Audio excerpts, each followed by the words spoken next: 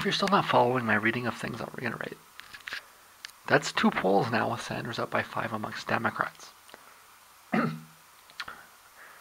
want to note that it's now the 4th of April, and I had misread those polls, but nonetheless, they weren't up by 5 amongst Democrats.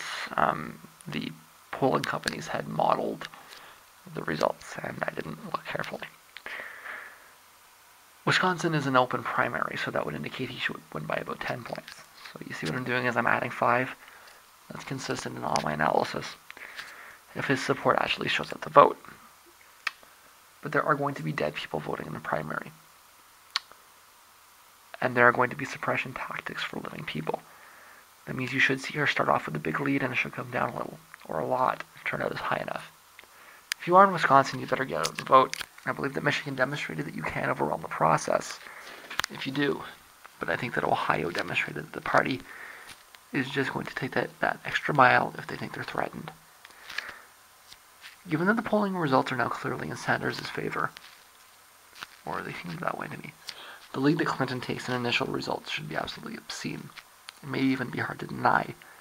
I still think that's true.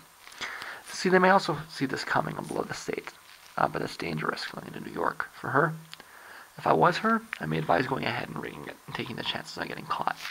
Because the truth is that everybody that cares about it realizes it already.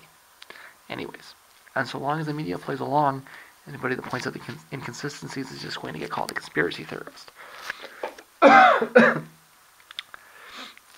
The pre-polling results suggested a virtual tie in both Illinois and Missouri, simply amongst Democrats. The results seem to suggest that independence in the open primary didn't affect the outcome. It's highly suspicious, but it may be the model that's repeated. So what I'm saying is that based on the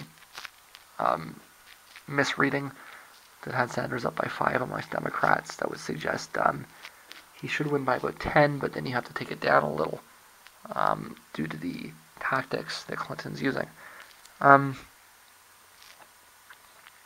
think that the logic, my logic is consistent. I just have to correct. The polls actually are consistent. They have Sanders down by 5 amongst Democrats, which would suggest a tie. So I just have to shift the whole thing by a few points. It doesn't change really any of the logic.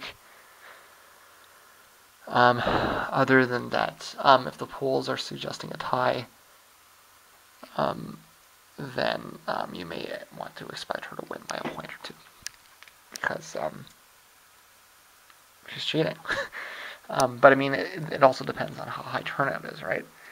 So I mean, he can overwhelm it if he has huge turnout. But well, you know, it's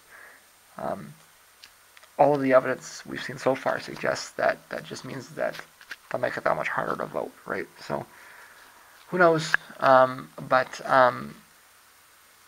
the point that I'm getting across here is that I wouldn't expect him to win by a large margin, and I'm holding to that. I am calling for a split in Wisconsin.